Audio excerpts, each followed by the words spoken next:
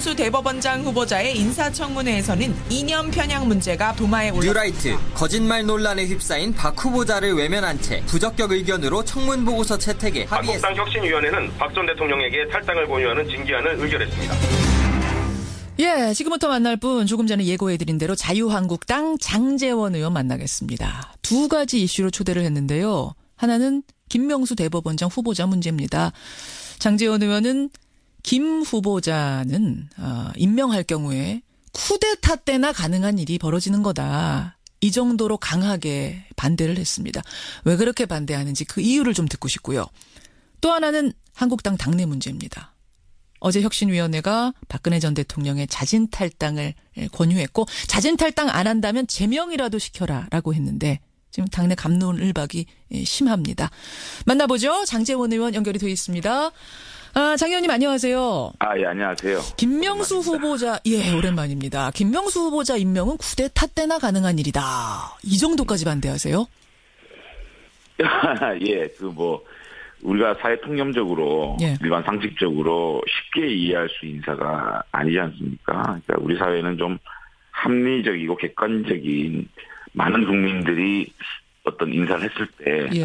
그렇구나라는 납득할 수 있는 인사가 좀 되어져야 된다고 생각하는데, 하물며 대법원장입니다. 예. 쉽게 납득할 수 있는 인사가 아니기 때문에, 이런 일들은 이제 사회 격동기에나 벌어질 수 있는 일이다라는 측면을 강조해서 제가 이렇게 표현을 했습니다. 그렇게까지. 근데 청문회 때마다 나오던 무슨 병역이니 탈세니 위장전입이니 부동산 투기니 논문 표절이니 이런 도덕성 문제 하나도 안 나왔는데요.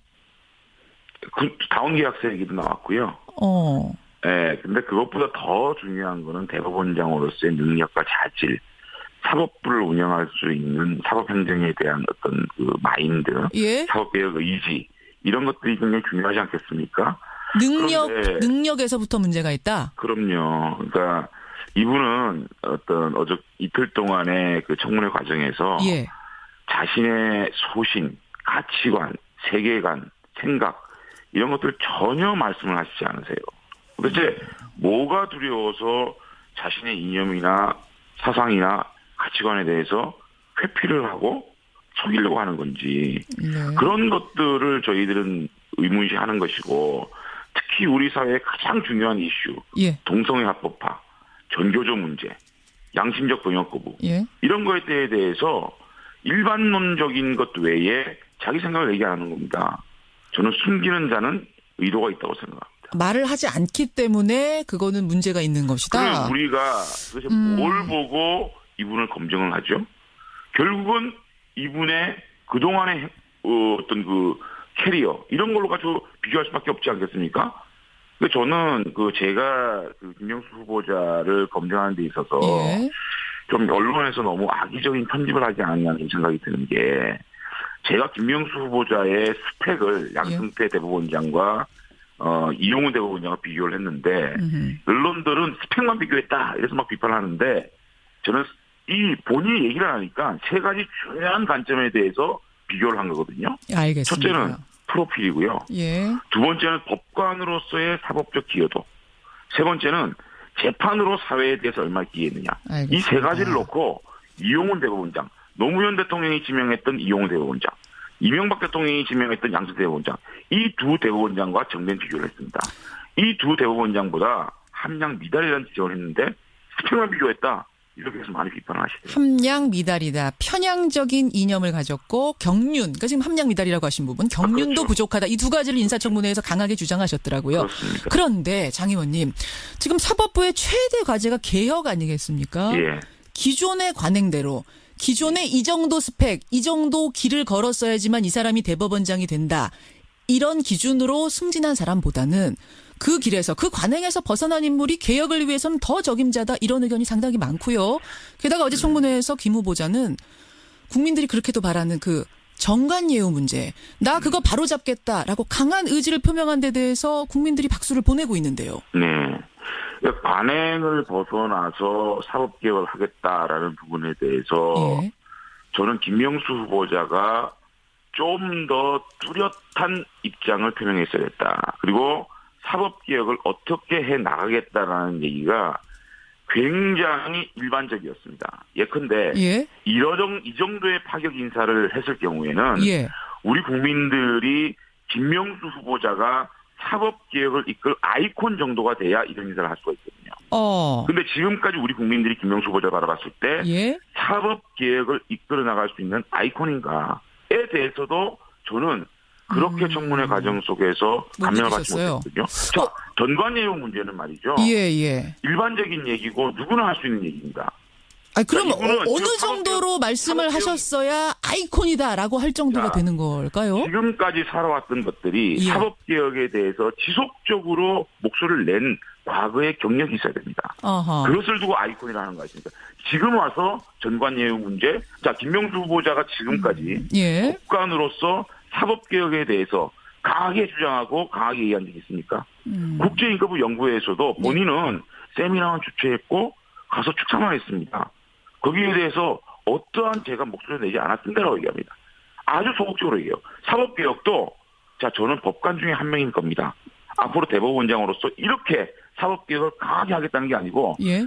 대법원장도 법관 중에 한 명이거든요. 예. 그래서 저는 모든 걸 내려놓고 그냥 함께 하겠습니다. 이게 사법개혁입니까? 그것보다 그 사법개혁 조금 더 의지도, 강조해서 얘기했어야 된다. 사법개혁 의지도 크게 읽히지 않았다. 그러면 내가 대법원장이 되면 몇 대 아이템을 두고 강력하게 추진하겠다는 의지도 저는 느끼지 못했습니다. 느끼지 못하셨군요. 김명수 후보자가 그럼 지금이라도 좀 더 강하게 사법개혁 의지를 표현하면 그러면 문제가 없겠습니다. 표현이 부족해서 그런 거라면? 그렇죠. 저는 그런 것들을 본인의 캐리어나 어떤 이런 것들이 안 되면 예? 자신이 지금까지 30년 동안 쌓아온 법감 생활 속에서 예. 이런 것들만큼은 꼭 해야 되겠다고 하면서 몇 대 사법개혁 의지 이거를 놓고 예. 난상 토론이 됐다면 좀 더 효과적인 정부가 되지 않았겠느냐. 이런 아쉬움이 있는 거죠. 정말 이런 파격적인 인사는 예.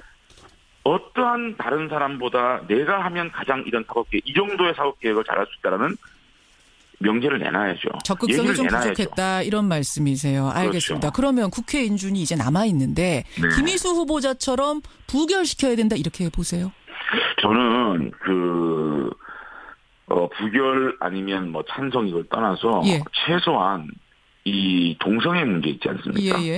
이 부분에 대해서는 입장을 분명히 할 필요가 있다. 지금 군 동성애 문제 이거에 대해서 아무 얘기도 못합니다. 아니 찬성이냐 반대냐에 대해서 의견을 표현하지 않은 건데 아는 것도 문제라고 보십니까? 아니 그게 아니고요. 이 정도는 본인의 생각을 얘기해요. 왜냐하면 오연석 판사가 글을 올렸는데 판사가 판결이고 정치고 자신의 철학이나 세계관을 투영해야 된다고 얘기를 한 것을 동의를 했거든요. 김문수 후보자가. 곽상도 의원의 질문에 서면 답변으로. 그렇다면 우리는 김명수 후보자의 사상과 철학과 세계관을 알 권리가 있는 거예요. 그러니까 판결에 법률과 헌법에 따르지 않아도 자의적인 해석으로 헌법과 법률을 판단해도 된다라는 오연석 판사의 글을 동의를 했거든요. 알겠습니다. 그러니까 사상 철학도 검증해야 된다. 일종의 대법원장의 사상 검증을 해야 된다는 말씀으로도 좀 들려서 그건 오해의 여지가 있어 보입니다만. 그거는 우리 앵커께서 조금 잘못되게 기사가 나갈 수 있는 얘기를 하셨기 때문에 제가 사상 검증을 하자는 건 그건 아닙니까? 본인의 세계관과 가치관은 우리 국민한테 분명히 표현을 해야 된다. 알겠습니다. 왜냐? 이 재판에도 헌법과 법률에 따르지 않고 정치적 색깔이나 이념 색깔을 투영해도 된다는 오영석 판사의 글에 대해서 동의를 했기 때문에 우리는 이분의 가치관을 알아야 될 권리가 있다는 말씀을 드리는 거예요. 지금 장제원 의원께서는 분명히 부적격하다는 입장을 보이신 것 같고요. 그렇습니다. 결국은 캐스팅 보트는 또 국민의당이 지는 것 같습니다. 국민의당. 장제원 의원, 시간이 없어서 자유한국당 얘기로 넘어가겠습니다. 혁신위원회가요. 박근혜 전 대통령 자진 탈당하시라. 안 하겠다면 당이라도 나서서 제명시켜라. 이런 권고안을 어제 냈고 박근혜 전 대통령 얘기는 예상이 됐던 겁니다만 최경환, 서청원 대표 친박 두 사람도 그렇게 처리해라. 이 안까지 냈습니다. 어떻게 보십니까?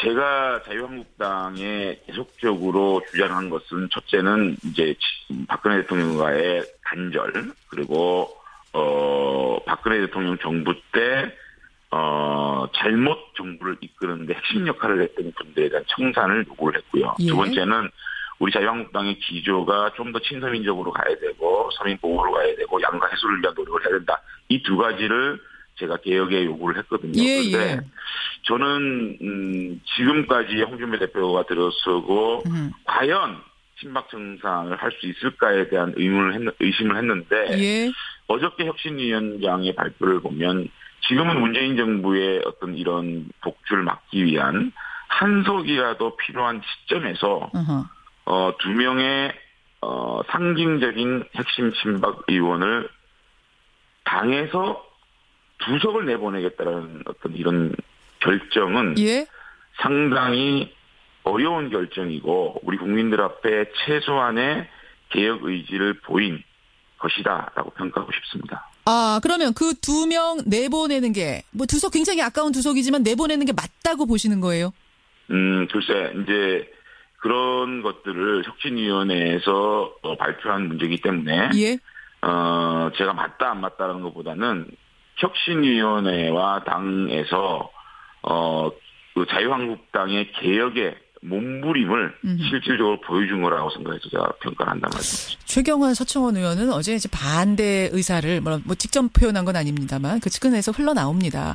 이미 친박 개파 활동했다는 이유로 징계받아서 당원권 정지됐다가 복권된 지 얼마 되지도 않았는데 또 징계를 내린다? 이건 일사부재리 원칙에도 어긋난다. 못 나가겠다. 이런 입장인 것 같아요.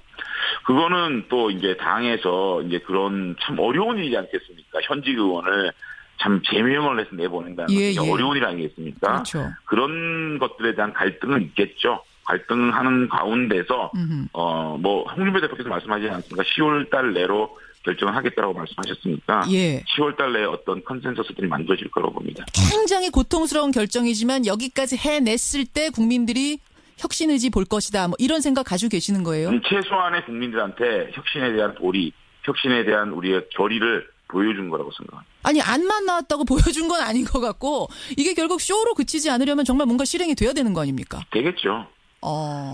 되겠죠. 아니 이런 것들이 이제 10월 달에 그러니까 내용이 있지 않겠습니까? 그러니까 분명히 내용은 있을 겁니다. 이유가 이제 쭉 적혀 있겠죠. 그런 것들이 또 당내에서 당 대표 중심으로 또 지도부에서 잘 동의안을 만들어갈 거로 생각합니다. 여기까지 말씀 듣겠습니다. 장제원 의원님 고맙습니다. 감사합니다. 자유한국당 장제원 의원이었습니다.